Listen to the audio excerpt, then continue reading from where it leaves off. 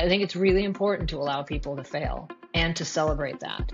The faster you can fail and then figure it out and move forward, the faster you can grow. And the worst thing that can happen in a team is for everybody to know that this is never going to work out, but no one has permission to say anything. And they're on a death march right up to the end. And it's going to fail. It's just a question of how fast. You are listening to the Leadership Vision Podcast, our show helping you build positive team culture. Our consulting firm has been doing this work for the past 25 years so that leaders are mentally engaged and emotionally healthy.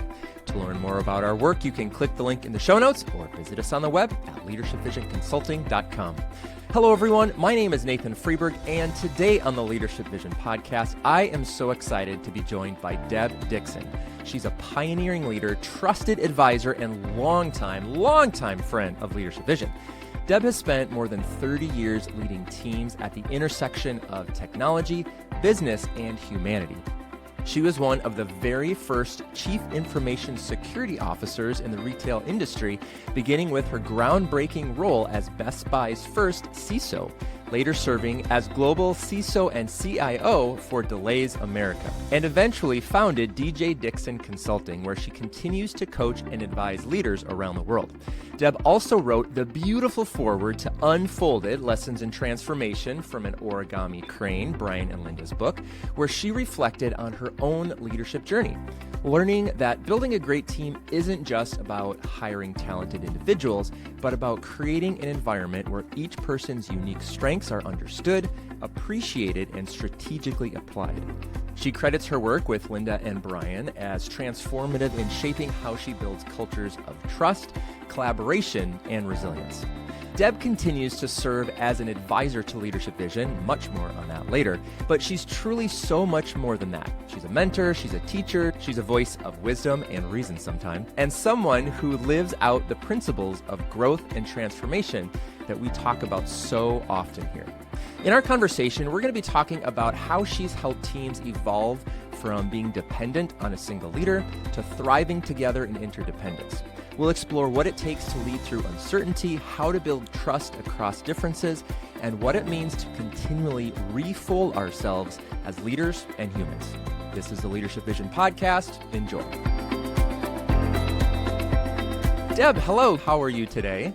I am doing well, Nathan. I'm thrilled to be here. You've given us so much great feedback on the podcast over the years that it's fun to have you actually on the podcast. And I don't know if you'll give yourself feedback later or how this will work. I want to just jump right into this. I wanted to talk about your foreword to the book.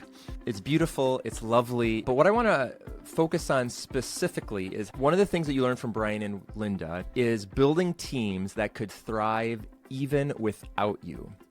And I take that to mean empowering those under you so that they're not constantly having to go to the boss, constantly being like, what do we do now, leader? Help us, help us. You talk about kind of a shift in your philosophy like over the years. And so I'm curious if you could give us a brief picture of Deb from 28, 29, 30 years ago. What was that shift like? Where did it start as maybe the leader who those that you were leading couldn't do anything without you to the leader where they could lead without you? Because so often, I think this idea of leadership is like, I have to have all the answers. I have to be the one in charge. I have to be someone who is constantly telling other people what to do. Well, I think like most people, you start out focusing on what can I do?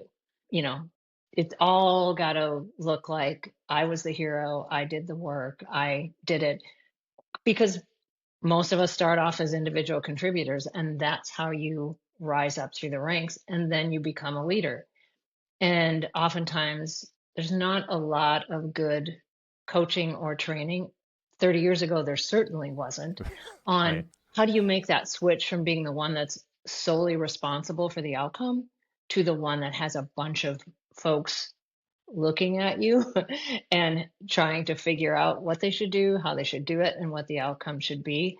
And so I would say 30 years ago, I was far more command and control isn't quite the right way to describe how I led, but I was far more directive. than I am today, or that I evolved through. And at some point earlier in my career, two things made a huge difference. I took Dale Carnegie courses, Okay. which caused a shift in my thinking initially from what do I need out of this to making it about the person that I was working with. And if I could help you do this, what would that look like? How can I inspire you that way? So that was probably the first shift. The second one was learning about strengths. And it just made so much sense to me that with so many psychometrics focusing on what you're not good at and trying to make you at best mediocre at what you're not good at, it made so much sense to look at how are people wired, what gives them energy, and how can I help them get better at that. Sure. So I actually became quite skilled at figuring out how to put people in roles where they could be successful, how to let them do things that might not be sort of standard jobs in the workforce.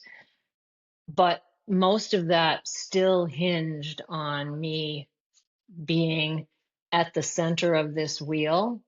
And what I realized after being in an organization where I had the opportunity again to build a security team and an IT team literally from scratch, that while I hired wildly talented individuals, and that was awesome. And I got to know them and I mentored them and I coached them and they did great work. They did great independent work. And it's sort of the difference between having a stable of thoroughbreds who all run on their own and then trying to, to hitch them up to something and have them run in unison. And I didn't realize it until it was my time to move on to another role and leave that organization that I had, in my opinion, really done a disservice to those individuals because I hadn't created a team in the true sense of the word where they understood each other as well as I understood them, and they trusted and relied on each other to pick up the slack. And most of them went on to find different roles after I left. And that had a huge impact on me because many of them had relocated their families to work for me. And Oh, wow. so I didn't take that failure lightly. They did great work. They went on to do great work again, but I held that. And then at the time I went back to Best Buy for my third tour of duty, and I vowed I wasn't going to do the same thing there. So every day that I walked in the building, I was trying to figure out how can I work myself out of a job, and wasn't quite sure how I was going to do it, but I got connected to Brian and Linda, and they helped give us a language that we could use to better understand ourselves and better understand each other, and ways to better communicate, deal with conflict, deal with change and uncertainty. And that made a huge difference. And as I look back, I retired from Best Buy in 2018. Many of the people that were there working for me and part of that team are still there. Hmm. That's I cool. I had I was true to my word. I stepped back And worked and yourself out of a I job. worked myself out of a job. I stayed on. Best Buy kept me on for 6 months. Hmm. So we had created a new enterprise risk organization, and Okay. I stayed for 6 months coaching and making sure that everything landed. Yeah. So it that was probably one of the highlights of my career, to Sure. have been able to go from feeling tremendous sense of guilt about Yeah, having failed a team to having created a team that didn't need me. right. Well, what do you think, if you can think back, what do you think it is about younger leaders or leaders that are maybe in their first like real significant position of influence? Is it like I don't know, like a self-doubt or a self-confidence thing where like if you're I don't know, in your early 30s, let's say, and you're like the leader of this team, it'd be really hard to have that mindset of I want to work myself out of a job. I want to really empower these people so they don't need me because like you don't do you know what I'm Then asking? what Like will I do? yeah, then what will I do? Like I'm only, so I guess how do we help young leaders have that mentality? Because everything you said is absolutely correct and true and like how you build a really good thriving team. But for, someone who is like, no, I'm the leader. I ultimately have to be so irreplaceable. Do you know what I'm asking? Like, how do Hmm. we shift people's mindset? So, talk a little bit about that because I Yeah. think that for people listening would be just like, well, I can't. If you're close to retirement, yeah, but not as a early person. I want to like still hold everything so tightly. So, how do you coach younger leaders to have that mentality? I think it takes a mental shift to decide you don't need to be the one to take credit for everything. So if you can make that mental shift on how do I empower the people that I work with, that are on my team to be able to shine. The irony of that is if you can get yourself to that place and you can push your people out in front to be visible and to be successful and give them enough space that they can fail safely and learn from it and continue to grow, your team will do far more as a team like that than they ever could do with you as the one who's there, pushing and leading. The weird part about it is people look at you as a great leader, even though you're not the one necessarily that's always at the front of the stage in, leading all the meetings, but you're the one that enabled all of these other folks to be able to rise up. And that I think is the biggest difference. I realized when I had left the organization that I had really, as much as I thought I was empowering all of the people that worked for me, I was actually holding them back because they were limited by my creativity or my sense of where I thought they could go and be, and not necessarily by, not if they came, I mean, if they came to me and said, gee, I really would like to do X, I would certainly help them. But other than that, I ended up to be a limiting factor, I think, in their growth Interesting. Hmm. because I was helping them go where I thought they could go or wanted to go or needed to go. And once I unleashed them, amazing things happen. Yeah. I also have my background is in education. I'm a home ec Okay. education major. So, like, Really? I am the Okay. least qualified person on the planet to So have funny. been a CISO. A CISO? That's So, for hilarious. me, I always lived by the motto that I wanted to be the dumbest person in the room. Not because I thought I was stupid, but because that meant I had surrounded myself with people who were far smarter than I could be because I just hadn't lived that. So for me, it actually wasn't all that difficult because I didn't have the same strong technical background that all of the people that were on my team did. But what I could do was recognize talent, grow talent, and ask really good questions that caused them to look at a problem differently than they might have done from a textbook perspective. That was my strength. I'm curious how you would define leadership then, because if, based on what you're saying, it sounds like the role of a leader in the Deb Dixon definition is to get a bunch of really good people and then just get out of their way. Like, how would you, define leadership or say this is the role of a leader? Well, I do think the role of a leader is to be very clear on what the Hmm. mission is. Of course, yeah. What's the mission of the company? How does the team that you lead and everybody on that team fit into that mission? Oftentimes, especially technology teams, like 6 steps removed, they feel like.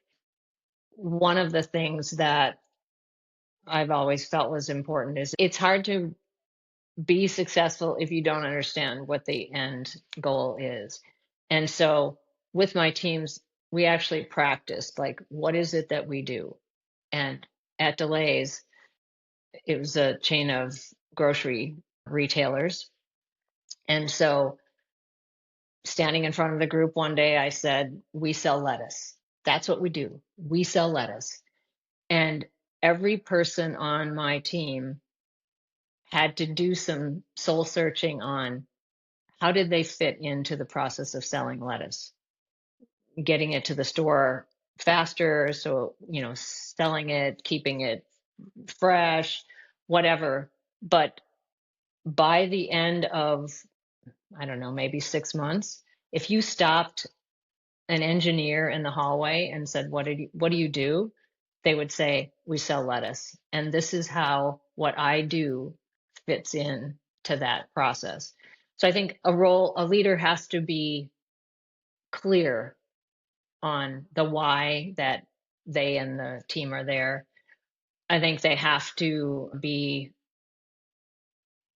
good at adapting to change and uncertainty, particularly Yeah. in this world that we live Hmm. in Yeah. today, Yeah. and helping people understand that they have to evolve and Yeah. change. Um, Ironically, Unfolded could not have come at a at a more The, appropriate the time, more perfect time in the as world. I know. we're all challenged to fold and unfold and refold. It's so true. Um, I think a leader has to be honest with their team, giving feedback that is constructive and will help somebody grow is critical. And, to a certain extent, getting out of their way to let them try new things, listening to them, understanding who they are, letting them try, letting them fail safely. They have to know you have have their back. But if you can do those things and then get out of the way and listen to their great ideas, people on the ground that are doing it every day, they understand oftentimes better than leaders where the problems are, what's happening, where things could change or should change. And, Yeah. of- There's a we oftentimes don't listen. yeah. So many parallels there to parenting that I I won't Yes. get into. But I want to go back, not maybe not back, but just you brought up strengths, and that was kind of like the big aha. I'm curious to learn if you had an aha moment about yourself personally. Back when I was doing a lot more teaching and speaking on strengths, I would always say my aha with strengths came when I learned that ideation was a strength and not something that needed to be medicated. Because for so much of my life, I was like, ooh, idea, idea, idea, idea. And then it was like, actually, this is a strength. Here's how you harness it. Here's when it's perhaps not a strength. I'm curious if in the process working with Brian and Linda, if you had any moments like that where you're just like, oh my goodness, this they're telling me this thing that I've been doing that I thought was maybe not the best is actually like there's a name for it. Like, did you have any moments like that with your experience with strengths? Well, probably one of the, it's funny now, but I have strategic, maximizer, achiever, learner, and Okay. relator are my top five. Okay. Yep. And early, early on, when I was learning about strengths, Best Buy actually was a strength-based organization. It was part of your onboarding. And I had a strengths coach who told me that the only thing that was it literally his quote, the only thing that is keeping you from eating your young is the fact that you have the strength of learning and relator in the middle. Because That's otherwise awesome. it's like we're going here Yep. now. This is the Mm-hmm. best way to do it. We've got to get it done. Total. Yep. Yeah. And I So funny. I actually, I mean, he wasn't necessarily far off, but that aha moment about, ooh, is that really how I'm coming off? And I'm over indexing. I was early in my career, wanted to make things happen and be noticed, caused me to rethink about learner and relator and how to play those up in terms of the people that I needed to serve as a leader and how I needed to better understand them. And so I softened a lot of the like hard driving maximizer Okay. in order to actually be human. We're going to get personal therapy session really quick. So I also have Maximizer, and I feel like like sometimes that edge with my kids, with people at the school, sometimes with Brian and Linda, don't tell them. I volunteer at the school, but like no, this has to be the best. This has to be this. Like, how did you learn to sort of, what'd you say, soften that edge a little bit? Because sometimes in my mind, I'm like, I'm pushing for the best. And sometimes other people are like, yeah, but we don't need this to be maximized. My wife is always telling me that. How did you personally kind of soften that edge a little bit? I would love some tips. I do think that the Carnegie training Okay. was helpful when I went step back to look at everything through somebody else's eyes, and that had such an impact. So I would do a lot of what is the outcome I want? What is the maximized outcome I want to have here? And who's the people in the room that I need to make this happen? What will their take be? And so I'd sort of play this out in my head, and then I'm good at asking questions. And so, we'd be in a meeting and I would just say, well, I wonder if, you know, what would happen if we did this? Or how do you think that this could play itself out? And one of the consultants that I worked with when we were trying to build the first security team at Best Buy from scratch would said to me, I watched you go into this room and there was no way people were going to get to the spot you needed them to be. And you never said where you wanted them to go.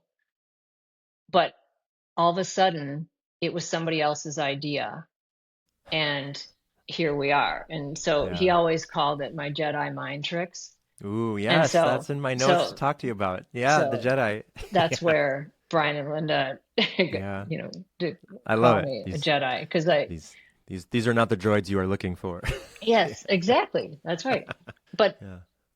it was almost frightening when you Hmm. start to do stuff that you look at things from the lens of the people that you're working with Yeah. and ask them questions to see where they can end up. Now, Yeah.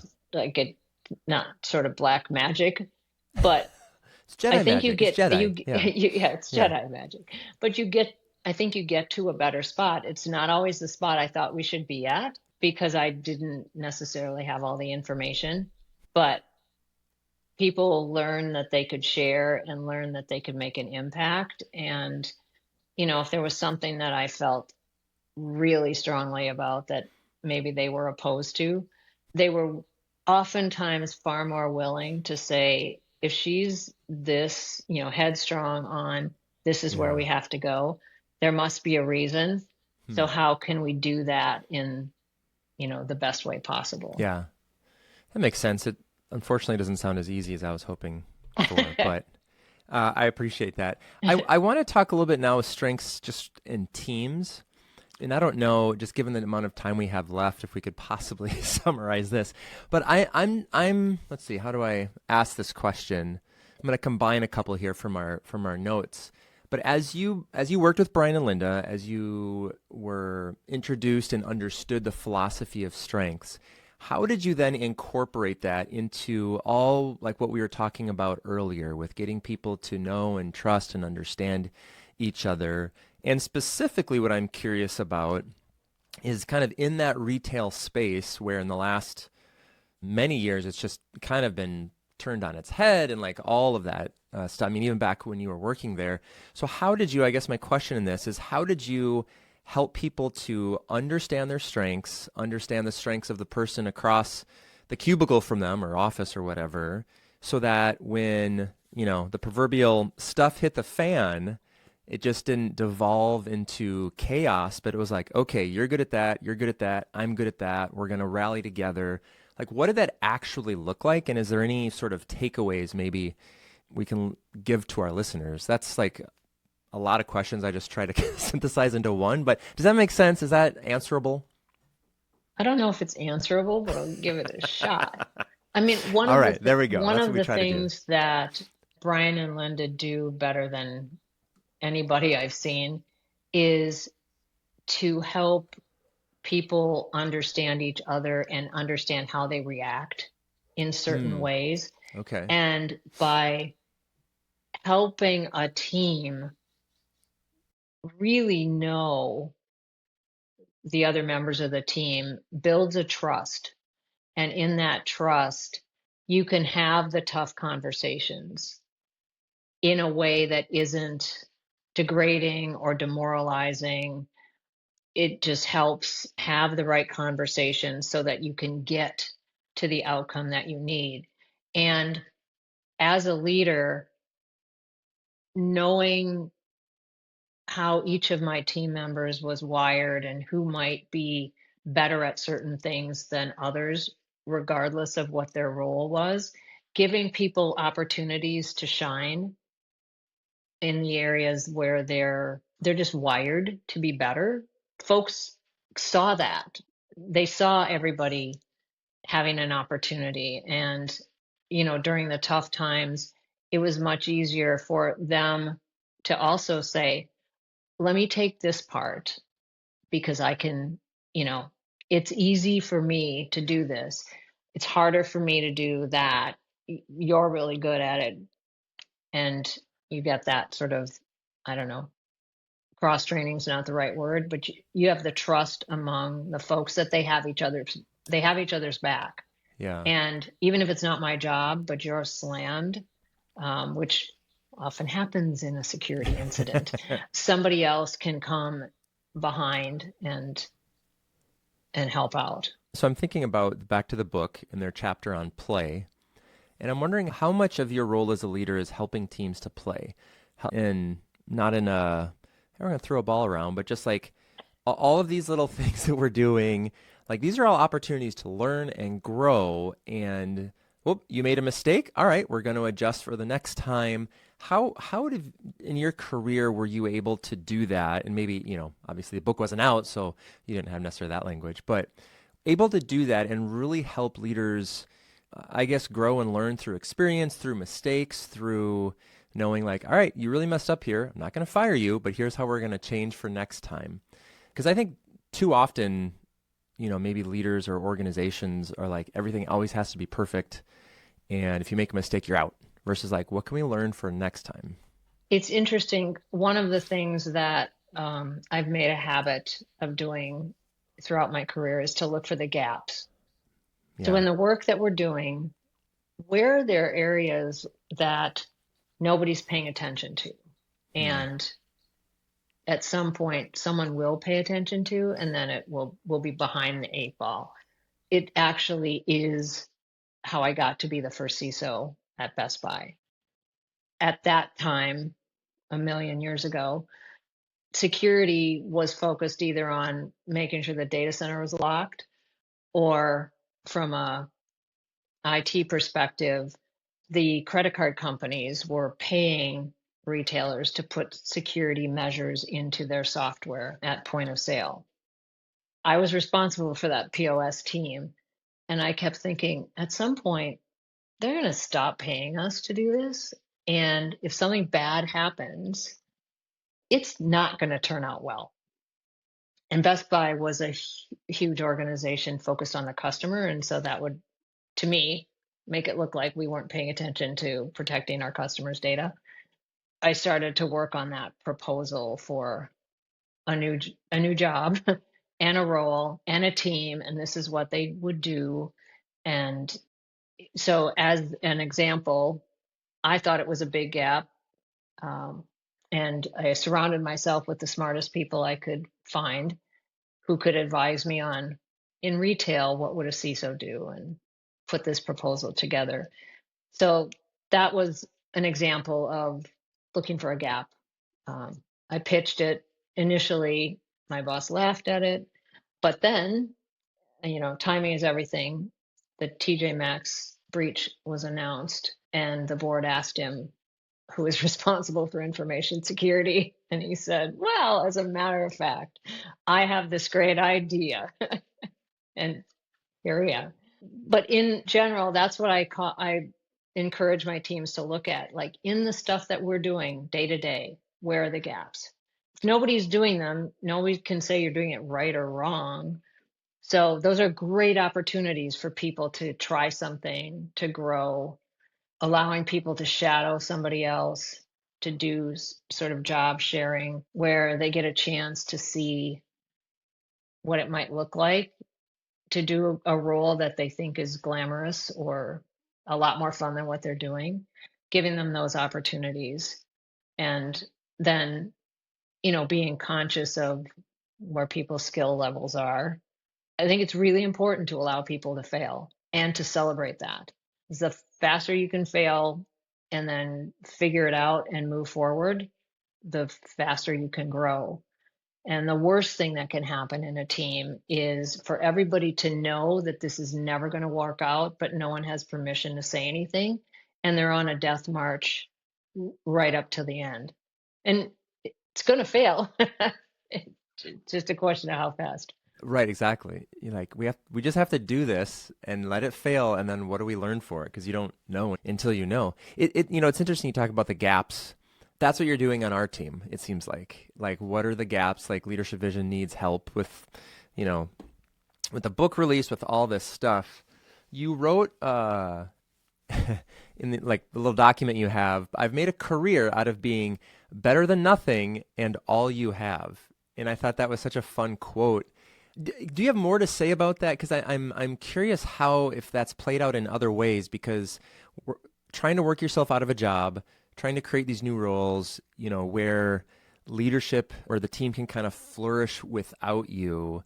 I'm curious what we can learn from that, because it just sort of seems counterintuitive to a lot of the people that we talk to. So, well, I think it's giving yourself permission to dream, to try, to play.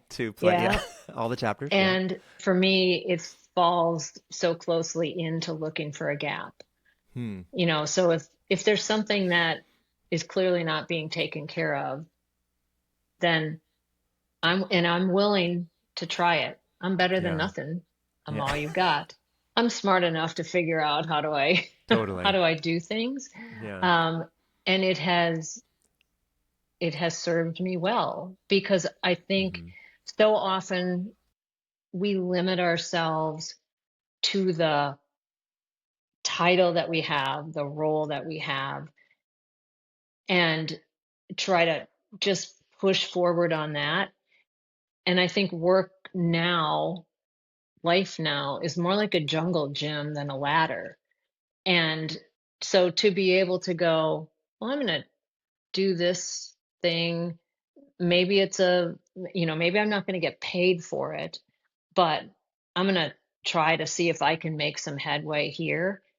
And people notice. They notice when you're taking the initiative. They notice when you're doing something. And, it gives you give yourself in that role sort of permission to not be perfect, because there's nobody doing it. I mean, I remember asking the consultant that talked about my Jedi mind tricks, like, what do real companies do when this happens? What do real companies do? We were making it up as we were going along. And I think we did a pretty good job. it seems like everybody is. Like the more that I learn about, big companies or read biographies of famous leaders of companies, everyone's kind of making it up as they go. They do the best they can with the information that they have, and if it's successful, then that sort of becomes a template for someone else to try, Hmm. and then that maybe gets tweaked or changed along the way. I want to talk a little bit here as we're sort of closing out, but just about the mentorship, like the people that you work with, that you mentor, that you coach, that whatever word you want to use for that. I'm curious in 2025, October of 2025, as the world has changed so much from when you retired, and even it feels like every few months, different AI technologies coming out or different global policies that pop up, like everything is constantly changing. I'm curious if there's any themes or messages or words of encouragement that you have shared over the years that are still timeless, that are still like, this is what I would tell a 25-year-old, relatively recent college grad. This is what I would tell a 40-something, mid-career professional. This is what I would tell someone that's looking at retirement in a couple of years. When it comes to leadership, when it comes to even some of the themes of the book, what are some of those consistent messages that over your career you still share with people? You still say, do this. You still say, don't do that. I'm kind of looking for those Carnegie sort of lessons, the Deb Dixson sort of lessons that are just timeless, no matter what crazy chaos is going on in the world. Do you have any of those kind of at the top of your head? Well, I think one of the things that people often lose sight of is people work for people. They don't work for companies. And, they will leave their leaders. So much hinges, I think, on the relationships that you're able to form as a leader and the understanding that you have of the team that you have. So I think that's one of the things to remember is at the end of the day, people work for people. I think probably the bigger thing that no matter where you are in your career, because there's so many people who are, thought they were going to be somewhere for a long time and their job's been eliminated or there's something that's just changed dramatically. And I think part of what I loved about the book so much is give yourself and all of the people around you permission to dream.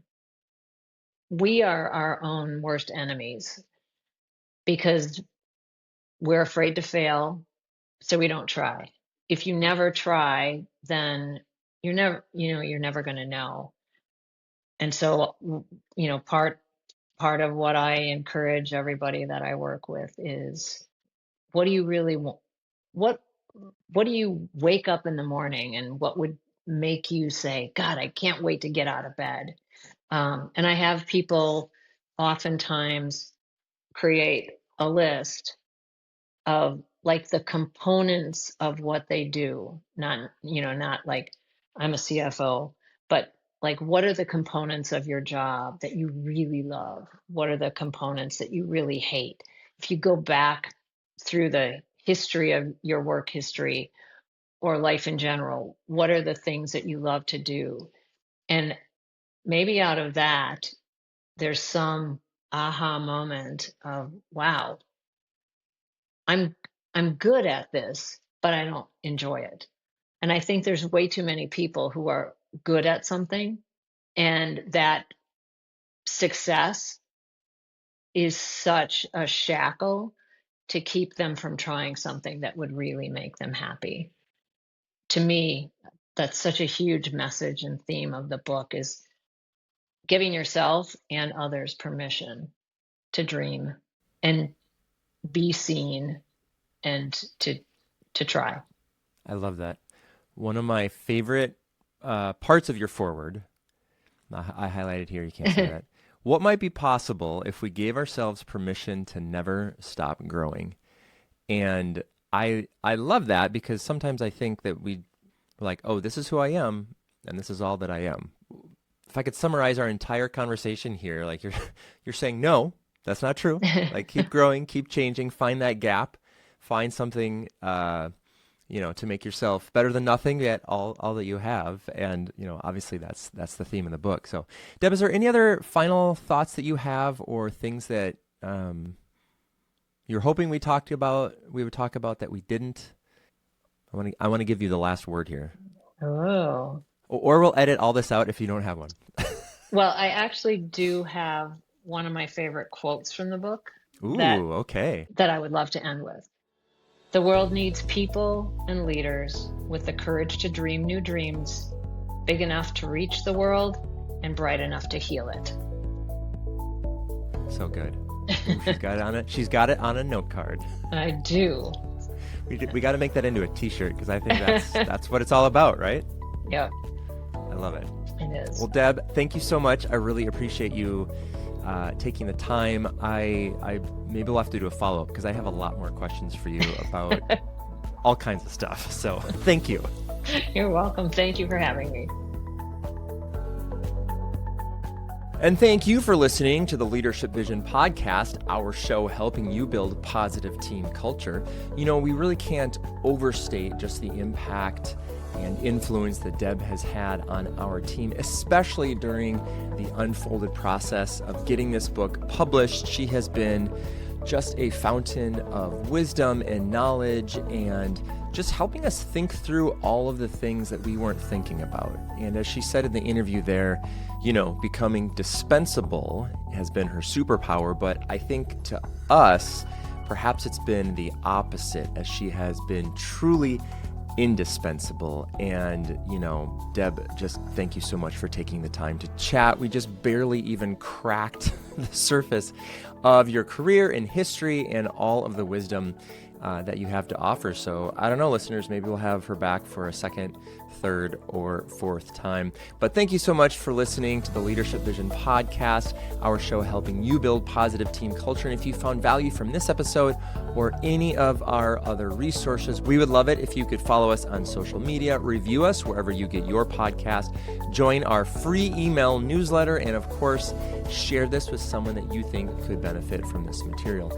You can click the link in the show notes for more information, or visit us on the web at leadershipvisionconsulting.com. My name is Nathan Freeburg, and on behalf of our entire team, thanks for listening.